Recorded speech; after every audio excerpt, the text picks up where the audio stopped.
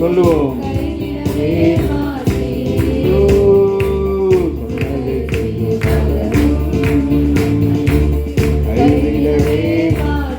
உற்சாகமா சொல்லுவோம்.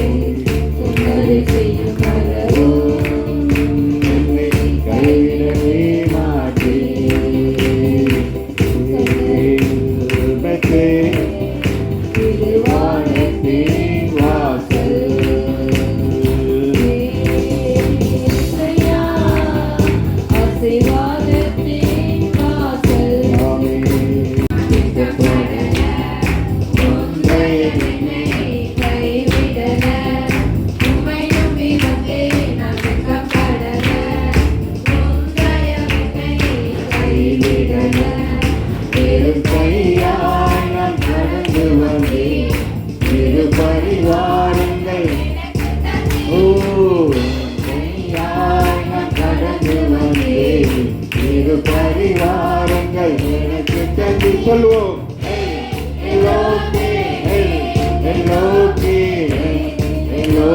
நான் உண்மை துதிப்பேன்.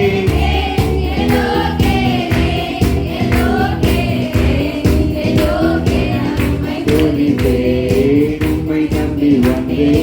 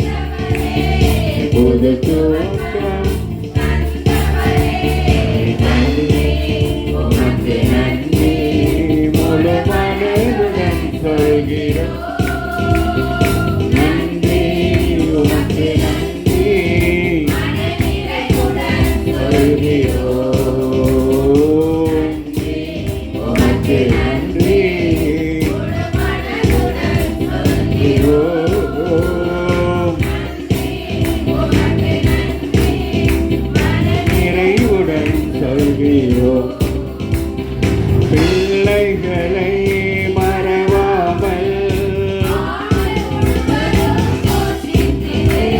என் பிள்ளைகளை நீ மறவாமல் ஆண்டு முழுவதும் போற்றுகிறேன். குறைவுகளை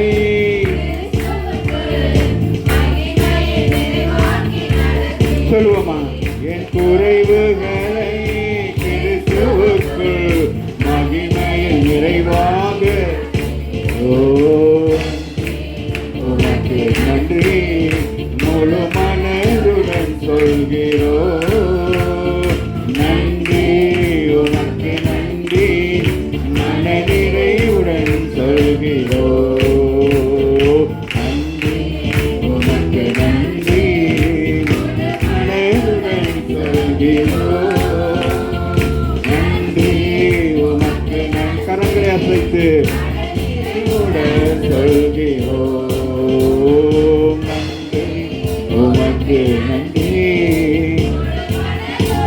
சொல்கிறோ நன்றி உமக்கு நன்றி மனநிறைவுடன் சொல்கிறோம் ஆராதனை நாயகனீரே ஆராதனை வேந்தனும் நீரே ஆராதனை நாயகனீரே ஆராதனை வேந்தனும் நீரே ஆயுள் முடியும் வரை உண்மை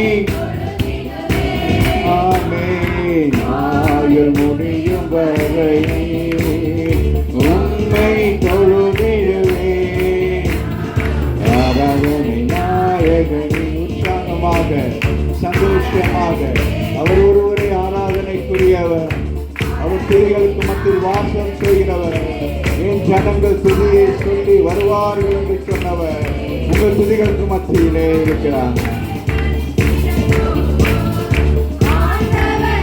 துதிரே ஆயிரம் பேர்களில் சிறந்தோ ஆண்டவரே துதிரே விதி வெளியே எந்த பிரியமிலே என்னென்றும் ஓ விதி வெளியே பிரியமிலே என்னென்றும்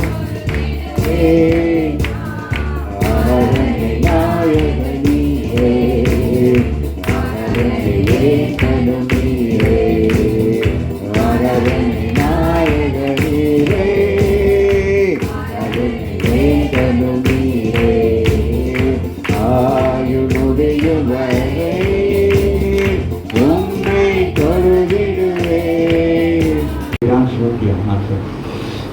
அப்போஸ்தலர் 2ஆம் அதிகாரத்துல தான் நம்ம பார்க்கிறோம். முதல் அங்கே தான் எழுதப்படுகிறது. 2:1 வாசிப்போம். நாள் வந்த பொழுது அவங்க எல்லாரும் ஒருமனப்பட்டாங்க, ஓரிடத்தில் வந்திருந்தாங்க. வராமேன்று ஏன்னா ஆண்டவராகிய இயேசு என்ன சொன்னார் லூக்கா அதிகாரத்துல, ஆமென் நான் போகிறேன், என்ன செய்கிறேன், ஆமென் நீங்க போய் காத்திருங்கன்னு சொல்றாங்க. ஆமென் இது மிக முக்கியமானது. இந்த பெந்தெகோஸ்து நாள் என்பது சாதாரண ஒரு நாள் அல்ல, அது மிகவும் ஒரு முக்கியமான நாள். பழைய ஏற்பாட்டிலே ஆரம்பித்து அது இன்று வரைக்கும் நடந்து சபை எடுத்துக்கொள்ளப்படுகிற வரைக்கும் இந்த நாள் முக்கியமான ஒரு நாள். வராமேன்று ஒருவர் ரட்சிக்கப்பட்டு ஞானஸ்தானம் பெற்று அபிஷேகம் பெறுகிறது, அன்னைக்கு அவங்களுக்கு என்னது the day of the Pentecost. வராமேன்று அப்போ அவங்க ஒவ்வொருவருக்கும் என்ன இருக்கிறது, அந்த நாள் இருக்கு. அப்போ அந்த நாளை நீங்க அனுசரிக்க வேண்டும். அந்த நாளை அனுசரிப்பதற்காக என்ன செய்ய வேண்டும், தேவாலயத்துக்கு வர வேண்டும். ஆமா இல்லையா? ஆகவே அங்கே பவுல் அங்கே இங்கே லூக்கா எழுதுகிறார், பெந்தெகோஸ்தே என்று நாள் வந்தது ராமேன் சொல்லு. ஆமீன் அது வரைக்கும் இல்லாத ஒரு நாள் அன்றைக்கு வருகிறது. பழைய ஏற்பாட்டில் ஆமீன் அது என்ன என்று சொல்லி நாங்கள் பார்க்கலாம். ஆனால் இங்கே சொல்றாரு பெந்தெகோஸ்தே என்னும் நாள் வந்த பொழுது எழுதுகிறார். ஒரு நாள் ஒன்று வந்துச்சு, அது என்னது, ஆண்டவர் சொன்ன நாள் வராமேன் சொல்லு. அது இன்றைக்கு நேற்று அல்ல. ஆமீன் பழைய ஏற்பாட்டிலே மோசே காலத்திலிருந்து சொல்லப்பட்டு கொண்டு வந்த ஒரு நாள் வராமேன் சொல்லு. எப்பொழுதுமே வேதத்திலே ஆமீன் ஒரு காரியத்தை நீங்க எல்லாரும் புரிந்து கொள்ள வேண்டும். ஆமீன் பரிசுத்த ஆவியானவர் நம்மை நடத்துகிறார். ஆனாலும் இந்த பூமியிலே ஆமீன் பிசாசானவர் என்ன செய்கிறான், ஆதியாகமம் 3ஆம் அதிகாரத்தில் சொல்லப்பட்ட வாக்குத்தத்தத்தின் படியாக ஆமீன் ஸ்திரிக்கும் உனக்கும் என்ன உண்டாகும், அந்த பகையை அவன் மனதில் வைத்துக் கொண்டே இருக்கிறான். அதை தான் நமக்கும் கொடுக்கிறோம். பகை உணர்வு யார் மூலம் வருகிறது, அவன் மூலம் தான் வருகிறது. அதனால குடும்பங்கள் கட்டப்பட முடியாதபடி, உறவுகளுக்குள்ள பிரிவினை உண்டாக்கும்படி அவன் அங்கிருந்தே ஆரம்பிக்கிறான். எப்படி இந்த ஜனங்களை மீட்பதற்கு எப்படி ஒருவர் பிறப்பார் என்று சொல்லி. ஆமீன் ஏன்னா அவன் செய்த பாவம் என்னது, ஆண் பெண் உறவிலே ஒரு பாவத்தை ஏற்படுத்தினபடினாலே அவனுக்கும் ஆண்டவருக்கும் ஆமீன் ஒரு பெரிய யுத்த களம் இருந்து கொண்டே இருக்கிறான் என்று. ஆகவே இங்கு பெந்தெகோஸ்து நாளிலே வாசிமகள் வந்த பொழுது அவங்க எல்லாரும் ஒரு இடத்துக்கு வந்திருக்கிறாங்க. அது 1ஆம் அதிகாரத்துல பாத்தீங்கன்னா சொல்லப்படும். வாசிங்க 1:13 12 வாசிங்க.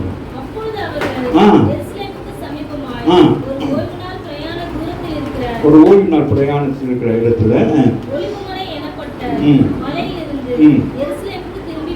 அவங்க அங்கே திரும்பி போகிறாங்க. இந்த மரணங்கள் அவங்க உயிர்த்தெழுதல் அதுக்கு பிறகு 40 நாட்கள் இப்படி கடந்து போய் கொண்டிருக்கிறது. அங்கே ஒளிந்து இங்கே மறைந்து இப்படியெல்லாம் இருக்கிறாங்க. இப்போ ஒரு குறிப்பிட்ட இடத்துக்கு ஆண்டவர் சொன்ன இடத்துக்கு லூக்கா அதிகாரத்தில் சொல்லப்பட்ட வசனம் இங்கே நிறைவேறுகிறது. வந்த பொழுது எல்லாம் என்ன செஞ்சாங்க?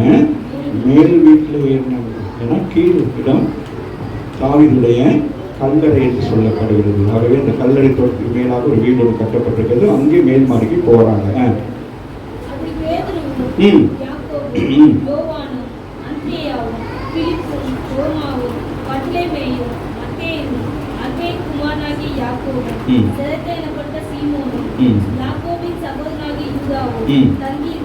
அவங்க எல்லாரும் இங்க போறாங்க, எல்லாம் அங்க தங்கி இருக்கிறாங்க. நானே ஒன்று பயத்தின் மிகுதி, இன்னொன்று என்னது? கர்த்தருடைய வார்த்தை நிறைவேற வேண்டும் என்று சொல்லி இங்கே காத்திருக்கிறார்கள். அங்கே இவங்க எல்லாரும் ஸ்திரீகளும் இருக்கிறாங்க. ஆமா, ஆண்டவரோட ஊழியம் செய்த அநேக ஸ்திரீகள் இருந்தாங்க. அம்மாவே இல்லையா? அப்ப அவங்களும் என்ன செஞ்சாங்க? வந்துட்டாங்க. ஒரு ஆமின்னு சொல்லுங்க. ஓ, அங்க யாரு? அந்த அம்மாவும் வந்து உட்கார்ந்துருக்காங்க. ஒரு ஆமின்னு சொல்லுங்க. ஆமே, அவங்களுக்கு தெரியாது. ஆனால் அவங்களும் என்ன செய்யறாங்க? பரிசுத்த ஆவியானவருக்கு கீழ்ப்படிந்து, இயேசுடைய வார்த்தைக்கு கீழ்ப்படிந்து அவர்கள் என்ன செய்கிறார்கள்? அந்த இடத்துல வந்து அமர்ந்திருக்கிறார்கள்.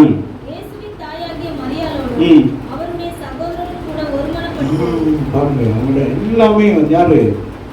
இயேசுடைய சகோதரர்களும் வந்திருக்கிறாங்க. ஊழியம் செய்கிற ஊழியக்காரர்களும் இங்க வந்திருக்கிறாங்க. அதே நேரத்துல யாரு? மரியாளும் வந்திருக்கிறான், வந்திருக்கிறார்கள். வந்தவர்கள் எல்லாரும் என்ன செய்றாங்க? ஒருமனப்பட்டு ஜெபத்திலும் வேண்டுதலிலும் தரித்திருந்தார்கள். இந்த நாள் என்னென்ன உங்களுக்கு தெரியாது. இன்றைக்கு உங்களுக்கும் எனக்கும் தெரிகிறது அந்த நாள் என்ன நாள் என்று சொல்லி. அவர்களுக்கு அறிமுகம் இல்லாத ஒரு நாளுக்குள் வந்திருந்தாலும் அவர்கள் ஒருமனப்பட்டவர்களாய் காணப்பட்டார்கள். 2வது ஜெபத்தில் காணப்பட்டார்கள். 3வது வேண்டுதலே தரித்திருந்தாய் காணப்படுகிறார்கள். இப்போ இருக்கிற நேரத்தில் சில சம்பவங்கள்லாம் வருது. 2ஆம் அதிகாரத்தில் முதல் பகுதி பெந்தெகோஸ்தே இன்னும் நாள் வந்த பொழுது. ஆமே, அப்ப குறிப்பிட்ட நாள்.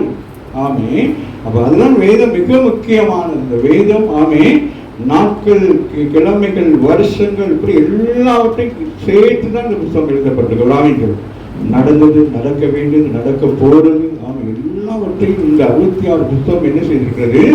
சுமந்து கொண்டிருக்கிறது. ஆமைன்னு சொல்லுங்க. ஆகவே பழைய ஏற்பாடு நமக்கு தேவை, புதிய ஏற்பாடும் நமக்கு தேவையான ஒன்றாக இருக்கிறது. ஆகவே அவர்கள் அங்கே வந்து கூடியிருக்கிறார்கள். அப்பொழுது பலத்த காற்று அடிக்கிறது. ஆமை, அதுக்கு பிறகு என்னது? வானத்திலிருந்து சடுதியான சத்தம் கேட்கிறது. அதுக்கு பிறகு அது அப்படியே என்னையோ சிறுபான்மை எப்படி இருந்திருக்கும்? ஒரு பயங்கரமா இருக்குமா இல்லையா? இந்த புயல் நேரத்துல நமக்கு எப்படி இருந்துச்சு? புயல் நேரத்தில் எப்படி இருந்துச்சு? பயமாக எப்படி இருந்துச்சு? அந்த ஒரு படம் காய போட்டு குடும்ப காய போட்டீங்களா? என்ன செஞ்சீங்க? இது புதிய அனுபவம். தாவீது அபிஷேகம் பெறுகிற ஒரு புதிய அனுபவம். எதிர்பார்க்காமல் போய் அமர்ந்திருக்கிற பொழுது, நாம் செபிக்கிற பொழுது டக்குன்னு ஆவியானவர் வந்து இறங்குவார். ஒரு ஆமீன் சொல்லுங்க. அப்ப இந்த மாமிசத்தினால என்ன செய்ய முடியாது? தாங்கிக் கொள்ள முடியாது. ஆமாவே இல்லையா? ஆமீன். அப்ப அப்படிதான் எல்லாரும் உட்கார்ந்து இருக்கிறாங்க. ஆமீன். என்ன நடக்குது? யோசித்து பார்க்கணும். அந்த மேல் மாதிரி எப்படி இருந்திருக்கும்? எப்படி இருந்திருக்கும் சொல்லுங்களேன். ஆமீன். அபிஷேகம் பெற்ற ஒரு ஆவிக்குரிய சபை எப்படி இருக்கணும்? ஒரு முழக்கம் இடுகிறதாக இருக்க வேண்டும். ஒரு ஆமீன். ஆவின் அபிஷேகம் பண்ணப்பட்டு உங்களை போயிட்டு ஆவியில நிரம்புங்க, அதுல தண்ணி குளத்துல நிரம்புங்க நரம்புல தான் குத்தணும். ஒரு ஆமீன். இந்த இடத்துக்குள்ள வந்த உடனே உங்களுக்கு என்ன இருக்கணும்?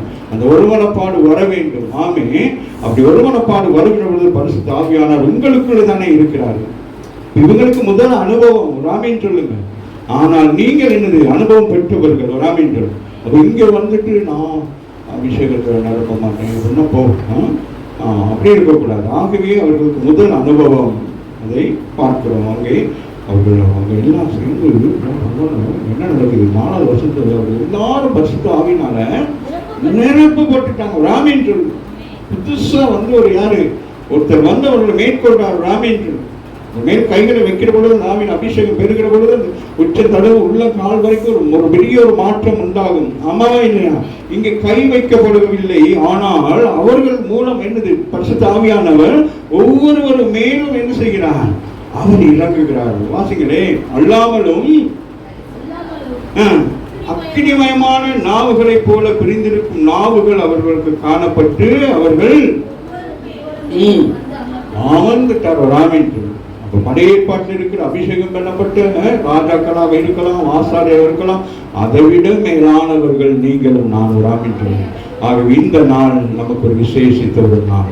நம்மை பரிசுத்தப்படுத்தி பரலோக ராஜ்யத்துக்குரியவர்களாக ஒரு மாற்றுகிற ஒரு சரித்திரத்தின் நாளாக இருக்கிறது. ராமின் ஆகவே அவர்கள் பரிசுத்த ஆவியினால் நிரப்பப்பட்டார்கள். ஆவியானவர் தங்களுக்கு தந்ததுன்னு வரத்தின்படி வெவ்வேறு வாசைகளை பேச தொடங்கினார். 120 பேரும் என்ன செய்தார்கள், எல்லாம் ஒவ்வொரு வாசைகளை பேசுகிறார்கள். வந்திருந்த ஜனங்களுக்கு ஆச்சரியம். வேறு வேறு தேசத்திலிருந்து அந்த நாட்களிலே பண்டிகைக்கு வந்த ஜனங்கள் என்ன செய்கிறார்கள், புறப்பட்டு போவதற்கு முன்பதாக அங்கே தாவீதுடைய ஆமென் அந்த கல்லறையிலே போய் எல்லாம் அழுவார்களாம்.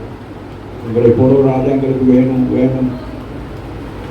அவரை விட பெரிய ராஜா ஒருத்தர் என்ன செஞ்சாரு, வந்துட்டு போயிட்டார். ராமின் சொல்லு, அவரை அறியாதபடிக்கு இவர்கள் போய் அங்க அழுது புலம்பிக் கொண்டிருக்கிற பொழுது மேல்மாடியிலே ஒரு சத்தம். ராமின் சொல்லு, அந்த சத்தத்தை கேட்டு எல்லாம் ஓடி வருகிற பொழுது ஆமென் எப்படி ஆதியாகமம் 11ஆம் அதிகாரத்தில் வாசைகள் எல்லாம் பிரிக்கப்பட்டதோ அதே போல இங்கே பற்பல வாசைகளை பேச தொடங்கினார். ராமின் அந்த பாசைகளை பேசுகிற பொழுது அந்தந்த நாட்டில் இருக்கிறவர்கள் ஆமை என்ன செய்யப்பட்டார்கள், உணர்ந்து அவர்கள் ரட்சிப்பை பெற்றுக் கொண்டார்கள்.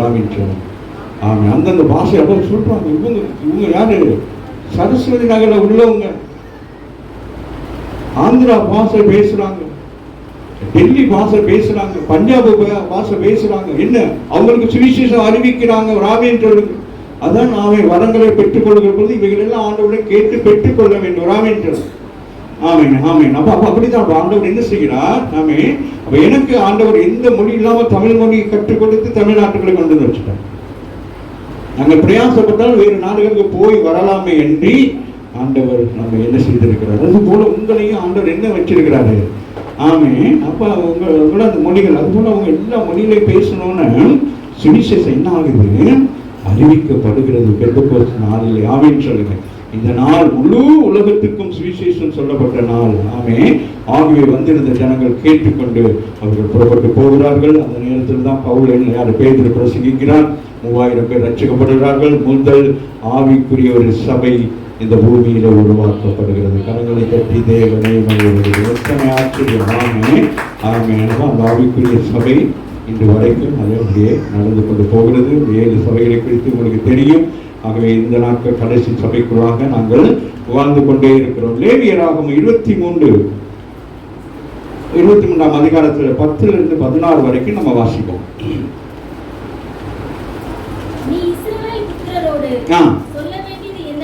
என்னவென்றால்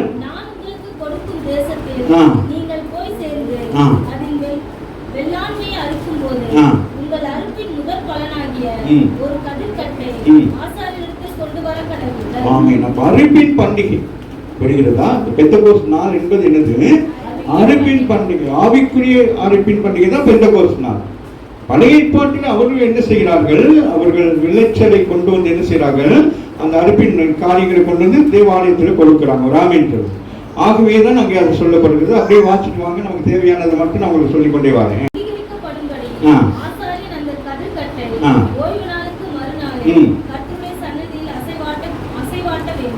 அதை கொண்டு வந்து என்ன செய்ய வேண்டும், அசைவாட்ட வேண்டும். நீங்கள் அந்த கதிர்க்கட்டை அசைவாட்டும் நாளில் கர்த்தருக்கு சர்வாங்க தகன பலியாக ஒரு வயதான பழுதற்ற ஒரு ஆட்டுக்குட்டியையும் கர்த்தருக்கு சுகந்த வாசனையான தகன பலியாக ஒரு மரக்காலிலே 10 பங்கானதும் எண்ணெயிலே பிசைந்ததுமான மெல்லிய மாவாகிய போஜன பலியையும் திராட்சை பழ ரசத்திலே காற்படியாகிய பானப்பலியும் செலுத்த கடவுள்கள். உங்கள் தேவனுக்கு காணிக்கையை நீங்கள் கொண்டு வரும்படி அந்நாள் மட்டும் அப்பமும் வாட்டிய கதிரும் பச்சை கதிரும் குசீர்களாக. இது உங்கள் வாசஸ்தலங்களில் எல்லாம் உங்கள் தலைமுறை தோறும் சொல்ல வேண்டிய நித்திய கட்டளை. இது தலைமுறை தோறும் இதை செய்ய வேண்டும். அப்ப நினைவு கூறிக்கொண்டே இருக்கிறாங்க. இந்த பெந்தெகோஸ்து நாளுடைய அனுபவத்தை பழைய ஏற்பாட்டிலே அவர்கள் மாமிச பிரகாரமாக செய்து கொண்டிருக்கிறார்கள். ராமேந்திர நம்முடைய விளைச்சல்கள், நம்முடைய காரியம் என இது மறக்கப்படக்கூடாது. இந்த 40 நாட்கள் என்பதெல்லாம் இதோடு சம்பந்தப்பட்டதுதான். அவர்கள் புறப்பட்டு வருகிறார்கள். அங்கே பண்டிகைகள் இருக்கிறது. வேதத்திலே அநேக பண்டிகைகள், 7 பண்டிகை, 5 பண்டிகை, 7 பண்டிகைகள் இருக்கிறது. அதை குறித்து வருங்காலங்களில் நம்ம தியானிக்கலாம். அப்ப இப்படி ஒரு பண்டிகையில் இது விசேஷித்த ஒரு பண்டிகையாக இருக்கிறது ராமேந்திரன். இந்த விசேஷித்த பண்டிகை இன்னும் நிறைவு பெறாதபடிக்கு இருக்கிறது ராமேந்திரன். 3 பண்டிகைகள் நிறைவாகி 4வது பண்டிகை நினைக்கிறேன். அதற்கு பிறகு வர வேண்டிய பண்டிகைகள் இனிமேல் நடக்க போகிற பண்டிகை. ஆகவே அவர்கள் எகிப்திலிருந்து புறப்படுகிற பொழுது அந்த இரவிலே ஒரு பண்டிகை செய்கிறார்கள். என்ன பண்டிகை? பஸ்கா பண்டிகை செய்கிறார்கள். அந்த பஸ்கா பண்டிகைக்கு பிறகு 40 நாட்களுக்குள்ளாக அவர்கள் எங்கே போய் சேர வேண்டும்?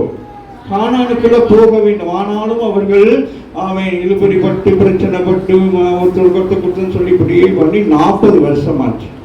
அந்த 40 நாளை குறித்து தான் ஆண்டவராக இயேசு கிறிஸ்து பூமியிலே அவர் ஞானஸ்நானம் பெற்ற பிறகு அந்த 40 நாட்கள் என்ன செய்தார்? உபவாசம் இருந்தார் ராமேந்திரன். நல்ல ஒரு கவனிக்கணும். காலையில தான் எனக்கு யோசனை வந்துச்சு. அந்த 40 நாளை பிரகடனப்படுத்த வேண்டும். இந்த 40 நாள் என்ன நாள் என்று பிரகடனப்படுத்த வேண்டும். ஆனால் அதை பிரகடனப்படுத்துவதற்கு யார் உதவி செய்கிறார்? பிசாசானவனுக்கு தெரியாது இயேசு 40 நாள் உபவாசம் இருக்கிற காரியம் எது? பழைய ஏற்பாட்டின் காரியம். மோசே நாட்களில் 40 நாட்கள் அவர்கள் புறப்பட்டு வந்த காரியம். இப்ப இவன் போயிட்டு என்ன செய்யறான்? பசியா இருக்கான்னு கேட்கிறான். அப்ப அதுக்கு இயேசு என்ன பதில் சொல்லுகிறான்? என்ன சொல்றாரு? மனுஷன்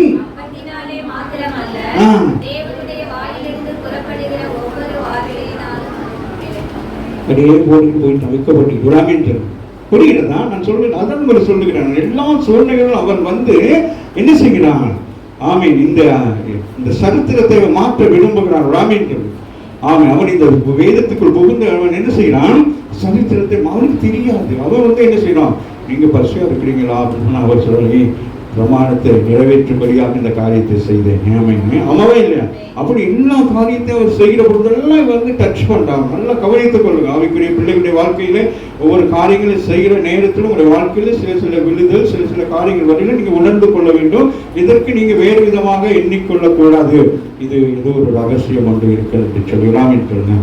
ஆகவே அங்கே சொல்லப்படுகிறது என்னவா? 16வது வசனம் என்ன சொல்ல? கடைசி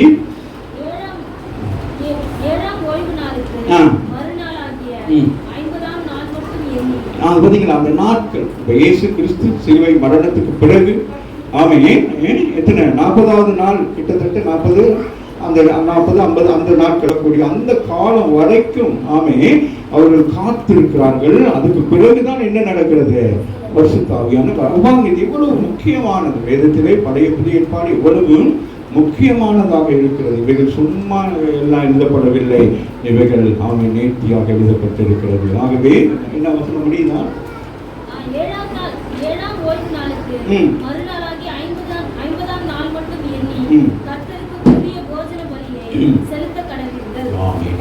அதுதான் இந்த நாள் வராமேற்றல்.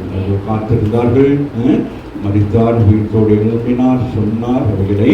ஆகவே யாத்திரா 34:22 வாசிப்போமானால், யாத்திராகமும் 34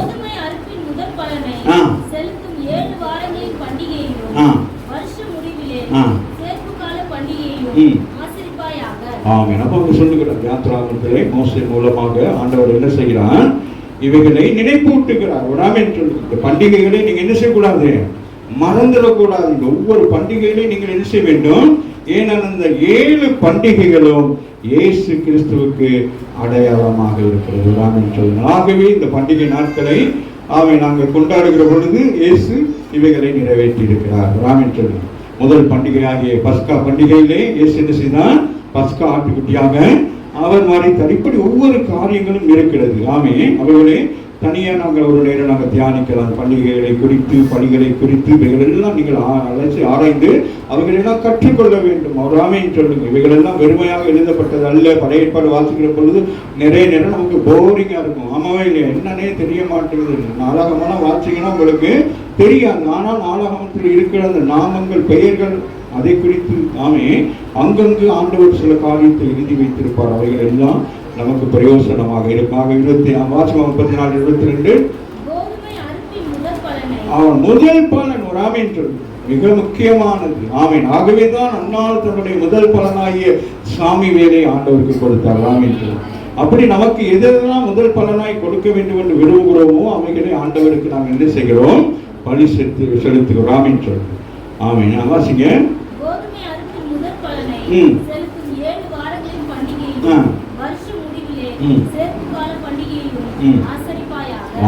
பண்டிகைகள் எல்லாம் என்ன செய்ய வேண்டும்? ஆமை பழைய ஏற்பாட்டில் ஆசரிக்க வேண்டும் என்று சொல்லப்படுகிறது. ஆகவேதான் வாசிங்க அப்போஸ்தலர் 20ஆம் அதிகாரம் 16வது வசனத்தை எடுத்து வாசிப்போமானால், அப்போஸ்தலர் பவுல் சொல்லுகிறார், கூடுமானால் நாளிலே சொல்லுகிறாரு. பெந்தெகோஸ்து நாளிலே நீங்க எங்க இருக்கணும்? நீங்க எங்க இருக்கணும்? தேவ ஆலயத்தில் இருக்கணும். ராமன் சொல்லுங்க, சபையில இருக்க வேண்டும். நீங்கள் பெற்றுக்கொண்ட ஆவின் அபிஷேகத்தை பெற்றுக்கொண்டபடினாலே ஓய்வு நாள் உங்களுக்கு ஒரு பெந்தெகோஸ்து நாளுக்கு அனுபவம் உள்ள நாளாக இருக்கிறது. நீங்கள் அந்த நாளிலே வந்து உங்கள் ஆவின் அபிஷேகத்தை அனல் மூட்டும்படியாக உங்களுக்கு தேவாலயம் திறக்கப்பட்டிருக்கிறது. ஆகவே சபைக்கு அந்நாட்களை வராது போனால் என்ன நடக்கும்? உங்களுடைய வாழ்க்கையிலே அப்படியே குறைபட்டு கொண்டே போவீங்க. ஏன்னா எழுதி வைக்கப்பட்டிருக்கிறது. இவைகள் எல்லாம் என்னது? புதிதாக உங்களுக்கு சொல்லப்படக்கூடிய காரியம் அல்ல, எழுதி வைக்கப்பட்டிருக்கிறது. இந்த எழுதி வைக்கப்பட்டிருக்கிறது நீங்க அறிந்து கொள்ள வேண்டும். இது கடினமானது அல்ல, இது இலகுவானது. ஞாயிற்றுக்கிழமை ஓய்வு நாள் சர்ச்சைக்கு வர்றதுக்கு கஷ்டமா? எவ்வளவு இலகுவானது. வந்து பேசாம உட்கார்ந்து என்ன செய்யணும்? ஊழியம் செய்துட்டு போகும். 6 நாள் ஆண்டவர் எல்லாவற்றையும் படைத்தார். 7ஆம் நாள் அவர் என்ன செய்கிறார்? அவர் அமர்ந்திருக்கிறார். நீங்களும் நானும் வந்து என்ன செய்கிறோம்? அவரை குறித்து பெருமை பாராட்டி, அவரை குறித்து துதித்து, அவருக்கு சாட்சி சொல்லி, ஆமென், இப்படி ஒவ்வொரு காரியங்களையும் சொல்லி, அதுக்கு பிறகு வார்த்தை மூலமாக அவர் நமக்கு ஆலோசனை கொடுக்கிறார். ஆமாவே இல்லை? ஆலோசனைக்கு பிறகு நாம் என்ன செய்கிறோம்? ஒருமனப்படுகிறோம், ஜெபிக்கப்படுகிறது. ஜெபத்தின் மூலம் கர்த்தருடைய அற்புதங்கள் உங்களுக்கு நிறைவேறுகிறது. ஆமென். ஆகவே சொல்லுகிறார் வாசிமகள் 20:16 பவுல் சொல்றார், கூடுமானால் அப்படிங்கிறார். அப்படின்னா என்னது? கட்டாயமாக ராமின் சொல்லு. ஆமா, அந்த நாளை நீங்க என்ன செஞ்சிடக்கூடாது? மிஸ் பண்ணக்கூடாது. ராமின் சொல்லுங்க. ஏன்னா பவுல் யாரு? பழைய ஏற்பாட்டில் இருக்கிற யாரு? கட்டளைகள், கற்பனை, நியாயப்பிரமாணத்தின்படி அவர் என்னது? அவர் வாழ்ந்தவர். ராமின் சொல்லுங்க. அப்ப அதனால அவர் ஆராய்ச்சி பார்க்கிறார். இந்த பழைய ஏற்பாட்டிலே இது சொல்லப்பட்ட காரியங்கள் எல்லாவற்றையும் ஆராய்ந்து இது புதிய ஏற்பாட்டில் எப்படி வந்திருக்கிறது என்பதை அவர் சரியாக கண்டுபிடித்தபடினாலே அந்த பெந்தெகோஸ்து நாள் என்கிற அந்த நாள் எவ்வளவு விசேஷித்தமான நாள், ஒரு ஆவிக்குரிய பிள்ளைகள், அபிஷேகம் பண்ணப்பட்ட பிள்ளைகளுக்கு அது எவ்வளவு விசேஷித்த நாள் என்பதை உணர்த்தும்படியாக அவர் செய்கிறார், ஊழியம் செய்கிறார். ஆனால் அவர் என்ன செய்கிறார்? பல நாடுகளுக்கு போய் ஊழியம் செய்தாலும் அவர் அந்த எங்கே எருசலேமுக்கு வர விரும்புகிறார். ராமின் சொல்லுங்க. ஏனால் எருசலேமில் தான் இந்த சம்பவம் நடந்தது. ராமின் சொல்லுங்க. அதுபோல உங்கள் வாழ்க்கையிலே ஆண்டவர் செய்த நன்மையை பெற்றுக்கொண்ட இடத்துல நீங்க என்ன செய்ய வேண்டும்? வந்து ஆஜராக வேண்டும். நீங்க பெற்றுக்கொண்ட சாட்சிகள் சொல்றீங்களா, அது பெற்றுக்கொண்ட, இது பெற்றுக்கொண்டோம் என்று சொல்லி அந்த பெற்றுக்கொண்டதை வந்து நீங்க என்ன செய்ய வேண்டும்? ஆலயத்தில் வந்து சொல்லணும். ராமின் சொல்லு. இல்லாட்டி அங்க ஒரு இடத்துல அவன் என்ன செய்திருக்கலாம்? பவுல் என்ன செய்திருக்கலாம்? அங்க ஒரு பெந்தெகோஸ்து ஆலயத்தில் போய் என்ன செஞ்சிருக்கலாம்? பிரசங்கித்து ஆவியான இல்லை, நான் என்ன செய்யணும்? நான் எங்கே ஞானஸ்தானம் பெற்றேன், நான் எங்கே பிடிக்கப்பட்டேன், நான் எங்கே ஆண்டவரால் எழுப்பப்பட்டேன், அங்கே நான் போகணும். ஏன்னா அங்கதான் நடந்துச்சு இந்த சம்பவம். ராமேன் சொல்லு. அங்க நீங்க போகணும். ஆமாவே இல்லையா? யாசிங்க.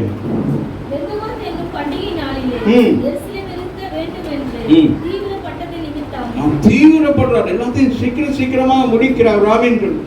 கடந்த நாட்கள் எல்லாம் எல்லா உறவுகள் எல்லாருடைய சந்தோஷித்தாலும் அடுத்த ஞாயிற்றுக்கிழமை நான் என்ன செய்ய வேண்டும்? சனிக்கிழமை, ஞாயிற்றுக்கிழமை என்ன செய்யணும்? என் தேவாலயத்துக்கு போக வேண்டும், என் ஜனங்களை சந்திக்க வேண்டும். ஆமே, என் தகப்பன் தேசத்துக்கு நான் போக வேண்டும். ஆமாவா இல்லையா? அப்படி நாங்கள் முற்படணும். ஆனால் அங்க என்ன இருக்கிறது? மாமிசத்தின்படி சகோதரர்கள், உறவுகள், சொந்த பந்தங்கள் என்ன சொல்றாங்க? டிக்கெட்டை மாத்தி போடுங்க, இன்னும் ஒரு வாரம் இருக்கலாம். இல்லை, நான் என்ன விஷயத்துக்கு போனேனோ அந்த விஷயங்களை நான் முடித்தேன். ராமின் சொல்றேன். இப்போ நான் திரும்பி வராமல் இருந்தால் என்ன நடக்கும்? இந்த பெந்தகோஸ்துனால ஏதாச்சும் சபையில நான் பேசி கொண்டிருப்பேன். ஆமாவே இல்லையா? நீங்கள் எப்படி இருப்பீங்க? சந்தோஷமா இருப்பீங்களா, துக்கமா இருப்பீங்களா? சொல்லுங்க. சந்தோஷமா இருப்பீங்க, துக்கமா இருப்பீங்களா, கோபமா இருப்பீங்க? இந்த பெந்தகோஸ்து நாளில் இவர் ஊழியக்காரரா, ஆவின் அபிஷேகம் பெற்றவரா, தன் சபையை விட்டுட்டு திரளான ஜனங்களுக்கு சபையில் போயிட்டு கொக்கரிச்சுக்கிட்டு இருக்கிறாரு. தேவையா? நாங்கள் இங்கே பசியா பட்னியா இருக்கிறோம், அவரை நம்பி அழுகிறோம். ஆமாம் இல்லையா? எப்போ சொல்லுங்க, எப்படியா வருவீங்க? வந்துடுங்களா? பத்திரமா வந்துடுங்களா? சாப்பாடுங்களா? நல்லா சாப்பிடுங்களா? பார்த்துக்கிறீங்களா? அதனால் நான் அப்படியே அனுப்பிட்டு அசிங்கப்பட்டு போயிட்டேன்.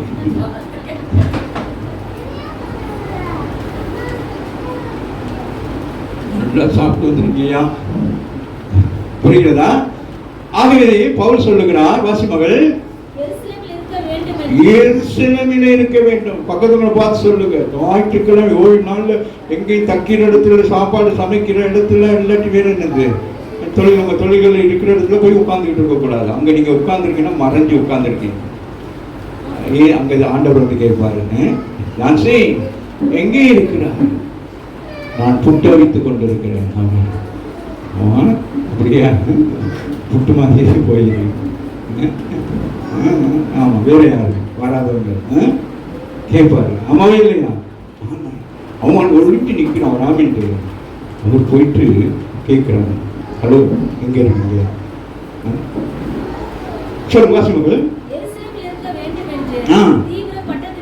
தீவிரப்படுகிறான், எல்லாவற்றையும் தீவிரமா செய்ய வேண்டும். ராமின் சொல்லுங்க. ஞாயிற்றுக்கிழமை ஓய்வு நாள்னா சனிக்கிழமை வெள்ளிக்கிழமை எல்லாம் உடம்பு துவைக்கிற துவைச்சு போட்டு, ஆமே நான் மாவு கரைக்கிறேன் கரைச்சி வச்சு எல்லாம் சனிக்கிழமை இரவோடு முடிச்சு ஞாயிற்றுக்கிழமை என் தகப்பன் வீட்டுக்கு போகிறேன் என்று சொல்லி ஒரு வைராக்கியமாக இருக்க வேண்டும். ராமின் சொல்லுங்க.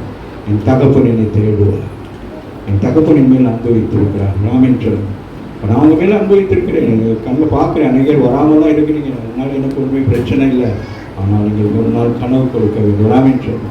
ஆண்டவர் துக்கப்படுவதற்கு நீங்கள் அந்த பரிசுத்தாவியானவரை நீங்கள் என்ன செய்யக்கூடாது? துக்கப்படுத்தக்கூடாது. ராமின் சொல்லுங்க. ஆகவே இன்னைக்கு நீங்கள் வராதவங்க என்னவா இருக்கிறீங்க?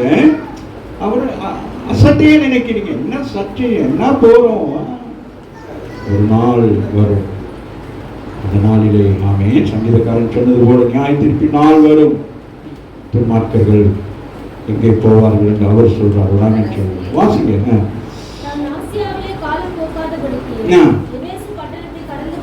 அப்ப சொல்ற ஆசியாவுல ஊழியம் இருக்கிறது. பவுலுக்கு என்னது? தட்டிக்கு விழுந்தா ஊழியம். ஆமீன். ஆசியானா என்னது?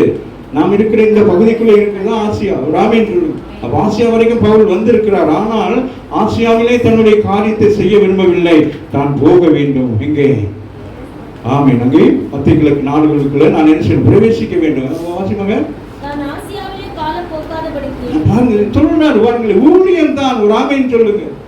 ஆனால் பவுல் என்ன சொல்லுகிறார்? பெந்தகோஸ்து நாளிலே நான் எருசலேமிலே இல்லாவிட்டால் நான் செய்கிற ஊழியங்கள் விருதாய் போய்விடும்.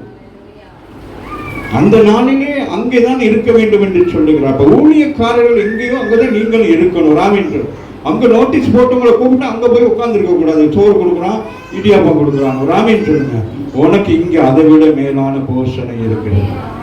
ஆகவேதான் அங்கே சொல்றார், நான் ஆசியாவில் என்னது சும்மா சுத்தி தெரியவில்லை, அவர் ஊழியத்தின் ஆனால் அவர் என்ன சொல்லுகிறார்?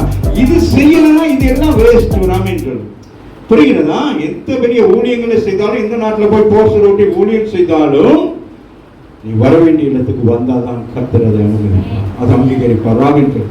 ஆமாண்ணே. ஆனால் நமக்கு பெருமைதான் போலாம் வந்தவனுக்கு. அந்த ஊழியங்கள் எப்படி இருக்கும்னா உப்பு சப்பு இல்லாமல் இருக்கும். எப்படி இருக்கும் சொல்லுங்க?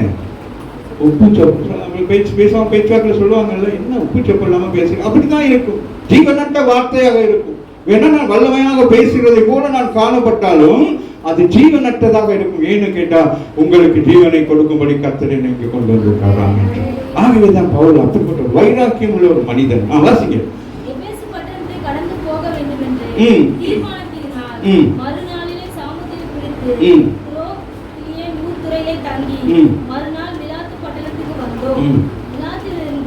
அவன் எபேசுக்கு ஆள் அனுப்பி சபையின் மூப்பரை வரவழைத்தான்.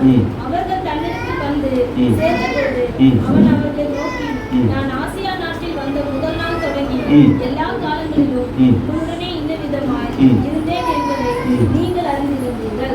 வெகு மனத்தாழ்மையோடும் மிகுந்த கண்ணீரோடும் யூதருடைய தீமையான யோசனைகளால் எனக்கு நேரிட்ட சோதனைகளோடும் நான் கர்த்தரை சேவித்தேன். பிரயோஜனமானவைகளில் ஒன்றையும் நான் உங்களுக்கு மறைத்து வைக்காமல் வெளியரங்கமாக வீடுகள் தோறும் உங்களுக்கு பிரசங்கித்து உபதேசம் பண்ணி தேவனிடத்துக்கு மனம் திரும்புவதை குறித்தும் நம்முடைய கர்த்தராகிய இயேசு கிறிஸ்துவை விசுவாசிப்பதை குறித்தும் நான் யூதருக்கும் கிரேக்கருக்கும் சாட்சியாக அறிவித்தேன். போதும். ஆமென். பாருங்கள், ஊழியம் செய்தது பெரிதல்ல. அங்கே மூப்பர்களையும் எல்லாரையும் கூப்பிட்டு வந்து என்ன சொல்றாரு? நான் வெறுமையாக இருக்கவில்லை, நான் இந்த இடத்திலே உண்மை உத்தமாக நான் ஊழியத்தை செய்துவிட்டு தான் கடந்து போகிறேன். எனக்கு கொடுக்கப்பட்ட ஊழியத்தை என்ன செய்தேன்? நான் நிறைவேற்றி விட்டு போகிறேன் என்று சொல்லி அங்க இருக்கிற மூப்பர்கள் மற்ற எல்லாரையும் கூப்பிட்டு வச்சு சொல்றாரு, ராமேன் சொல்லு. இதுதான் ஊழியம், ராமேன் சொல்லு. இதுதான் அழைப்பு, இதுதான் அந்த பெந்தெகோஸ்தே அனுபவம். அங்க போவதற்கு முன்பதாக எல்லாவற்றையும் என்ன சொல்கிறார்? அந்த ஆசியாவில எல்லா காரியங்களும் நான் என்ன செய்தேன்? நான் வந்த நாள் தொடக்கம் எல்லாவற்றையும் நான் செய்து விட்டு இப்ப நான் போக வேண்டிய ஒரு நேரம் இருக்கிறதாம் என்று. ஏனென்று கேட்டால், இது ஆதியிலே இருந்து ஆரம்பிக்கப்பட்ட இந்த அறுப்பின் பண்டிகை நாளாகிய பெந்தெகோஸ்து நாளிலே நான் என்ன செய்ய வேண்டும்? நான் அங்கே போக வேண்டும் என்று. நான் ஒரு அப்போஸ்தலர், நான் என்ன செய்ய வேண்டும்? அங்கே நான் கடந்து போக வேண்டும் என்று சொல்லுகிறேன். அங்கே வந்திருக்கிற நீங்கள் நானும் ஆமென் இந்த காரியங்கள் மிக கவனமாக இருக்கும். ஏதோ பெந்தெகோஸ்து நாள் பெந்தெகோஸ்து அனுபவம் அல்ல, இது எவ்வளவு வைராக்கியம் உள்ளது. தேவன் வைராக்கியம் கொண்டு இந்த நாளை ஏற்படுத்தியிருக்கிறார். ஆமென் சொல்லு. இதை பழக்கி விட்டுக் கொண்டு வருகிறார். பழைய ஏற்பாட்டில் இருக்கிற பரிசுத்தவான்கள் இவைகளை இயற்கை மூலமாக செய்து கொண்டு வருகிறார்கள். அந்த நாட்களிலே அவர்கள் அதை புதிய ஏற்பாட்டுக்குள்ள கொண்டு வருகிற பொழுது அந்த பழைய ஏற்பாட்டில் செய்யப்பட்ட காரியத்தை புதிய ஏற்பாட்டில் என்ன செய்கிறாரு? அந்த அறுப்பின் பண்டிகையை எப்படி செய்கிறாரு? ஆவிக்குரிய நிலைக்கு கொண்டு வந்து இந்த பெந்தெகோஸ்து நாளிலே என்ன நடக்கிறது? ரட்சிப்பு பெறுவதற்குரிய ஒரு நாளாக அதை மாற்றுகிறார். அப்ப தனிப்பட்ட ஒவ்வொரு மனுஷனுடைய வாழ்க்கையில் என்ன இருக்கிறது? இந்த பெந்தெகோஸ்து நாள் இருக்கிறது. இயேசுவை சொந்த ரட்சகராக ஏற்றுக்கொண்ட உங்கள் ஒவ்வொரு வாழ்க்கையில் என்ன இருக்கிறது? ஒரு பெந்தெகோஸ்து நாள் இருக்கிறது. அந்த நாள் எப்படிப்பட்ட நாளாக இருக்கிறது? ஆவின் அபிஷேகத்தை அனல் மூட்டுகிற ஒரு நாளாக இருக்கிறது. ஆகவே தான் பவுல் சொல்லுகிறார், நீ தேவனுடைய ஆலயமாக இருக்கிறார். ஆலயத்தை கெடுத்தால் நான் என்ன செய்வேன்? அது பவுல் சொல்லவில்லை, பரிசுத்த ஆவியானவர் பவுல் மூலம் சொல்றார். உனக்குள்ள நான் வாசம் பண்ணி கொண்டிருக்கிறேன். நீ வந்து பிதாவாகிய தேவனை ஆராதிப்பதற்கு நீ அனுமதிக்காதபடி நீ வீட்டிலையும் வேலை ஸ்தலத்திலும் இருந்து என்னை துக்கப்படுத்துவாயானால் நான் என்ன செய்வேன்? நீ அறுத்து கொண்டு வருகிற எல்லாவற்றையும் நான் ஊதி போடுவேன் என்று சொல்லுகிறேன். மல்கியா புத்தகத்தை பார்த்தீங்கன்னா தெரியும். பழைய ஏற்பாட்டில் என்ன சொல்றாரு? நீ சம்பாரிச்சு கொண்டு வருவேன், அது எதுல கொண்டு போவேன்? அதை நான் ஊதி ஊதி போடுவேன்னு சொல்லுவேன். எப்படி இருக்கும் சொல்லுங்க? மாவு வாங்கிட்டு வாரீங்க, ஊதுனா என்ன ஆகும்? என்னமா சிரிக்கிறீங்க? அதுக்கு அவங்களை ஆண்டவர் அழைச்சிருக்கிறாரு. வெறும் பானையா போறதுக்காக? பானையில ஒண்ணுமே இல்லை. எலியா போய் கால் வச்சுட்டான். 3.5 வருஷம் பானையில நிறைஞ்சிக்கிட்டே இருக்கிறார். நம்மவே இல்லையா? ஒரு எலியாவே வந்து உங்க வீட்டுல உட்காந்து பானை நிறைஞ்சா ஏசு வந்தா எப்படி இருக்கும்? சகைவை பார்த்து சொல்றாங்க, உன் வீட்டுக்கு என்ன ரைட்டு? பரலோக விசா கிடைச்சிடுச்சு. நீங்க பூமியில ஹசம் இருக்கு, ஆனா உனக்கு சிட்டிசன் கிடைச்சிட்டு வராமின்னு சொல்லு. எங்க கிடைச்சிருக்கு? பரலோகத்தில் வராமின்னு சொல்லு. அங்க ஆடி பாடி துதிச்சுக்கிட்டு இருக்கணும். பசி இருக்காது, கண்ணீர் துன்ப வேதனை சஞ்சலம் ஒன்னும் இருக்காது. எல்லாம் சொல்றார்கள். பரிசுத்தவான்கள் சொல்ற ஆராய்ந்து அதை சில மெடிடேஷன் பண்ணி சொல்லுகிறார்கள். அங்கே உறவுகள் எல்லாம் இருக்குமா? ஆனால் இங்கே மாதிரி உறவு கொள்ள முடியாது. இயேசு பைபிளே எழுதப்பட்டிருக்கிறது. மத்திய அதிகாரத்துல எழுதப்பட்டிருக்கிறது. பார்த்துட்டு என்னது, இப்போ ஒரு மீட்டிங்கெல்லாம் போகும் சரியா? ஒரு பெரிய கன்வென்ஷன் மீட்டிங்கெல்லாம் போனா, பைபிள் ஸ்டடிக்கெல்லாம் போனா குடும்பமா தான் போகும். ஆமா இல்லையா? எத்தனை பேருக்கு அந்த எக்ஸ்பீரியன்ஸ் இருக்கு எனக்கு தெரியல. நம்ம எல்லாரும் போயிருந்தாலும் அங்க என்ன இருக்கும்? என்ன இருக்கும் அங்க? என்னமா சொல்லுங்க, வாயத்து சொல்லுங்க. பேசிக்கிட்டு இருப்பீங்க புருஷனோட, அப்படியே பெண்கள் நடத்தின புருஷன் இருக்கும். ஒரு பேர் வராம மனுஷி ஒரு பக்கம் ஓடி, பிள்ளைகள் ஒரு பக்கம் ஓடி போயிடும். ஆமாவே இல்லையா? இது போலதான் பரலோகத்தில் ஒரு ஆமென் சொல்லுங்க. பார்ப்பீர்கள், ஆனால் என்னது? கண்டு கொள்வீர்கள், அறிந்து கொள்வீர்கள், பேச முடியாது. பூமியிலே இவர் எனக்கு, மாமிசத்திலே இவர் எனக்கு உறவாய் இருந்தார். ஒரு ஆமென் சொல்லுங்க. அவ்வளவுதான், அது போதும். ஆமாவே இல்லை? இங்கதான் அடிபட்டு கிடந்தீங்க. அதனால ஆண்டவர் சொல்றாரு, அப்பதான் நினைவு வரும் புருஷனுக்கு, ஐயோ மனைவியோட அன்பா இருந்திருக்கலாமே. மனைவிக்கு சந்தோஷம், அங்கதான் கவலை வரும். ஐயோ புருஷனுக்கு டீ கேட்டா தண்ணியை கொடுத்தோம், தண்ணி கேட்டா வெந்நீரை கொடுத்தோம், என்ன கொடுங்க. பிள்ளைகள் எல்லாம் வாசிங்க. 1 Corinthians 16 வாசித்து முடிக்கும்.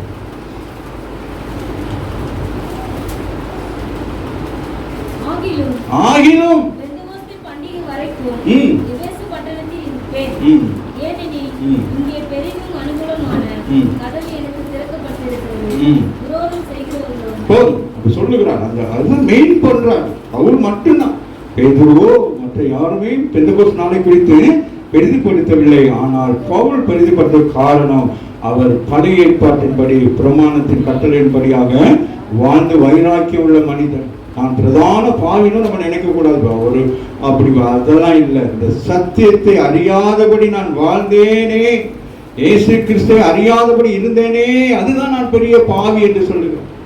அவருக்கு ஈக்குவல் வயசு அந்த காலத்தில் இருந்திருந்தா அவர் போய் சந்திச்சிருக்கலாம். ஆனாலும் இயேசு அவரை நேசித்ததை அவர் உணர்கிறார். 9ஆம் அதிகாரத்திலே ஆண்டவர் ஏன் என்னை துன்பப்படுத்துகிறார் என்று சொல்லுகிற பொழுதுதான் அவர் உணர்வு அடைந்து, இப்படிப்பட்ட ஒரு அன்புள்ள ஒரு இயேசு ஆமை மனிதர்களுக்காக பரிதவிக்கிறாரே, நான் இயேசுக்காக நான் ஒன்றும் செய்யவில்லை, ஆனால் இயேசு கிறிஸ்துவை ஏற்றுக்கொண்டவர்களுக்கு விரோதமாக எழுப்புகிறபடி அவர்களுக்காக பரிதவிக்கிற ஒரு தெய்வமாகி இயேசுவை நான் அறிந்து கொள்ளாமல் போனேனே, அதுதான் நான் செய்த பாவம் என்று சொல்லி நான் பிரதான பாவி என்று சொல்லுகிறேன். வேறு ஒரு பெரிய பாவம் இல்லை.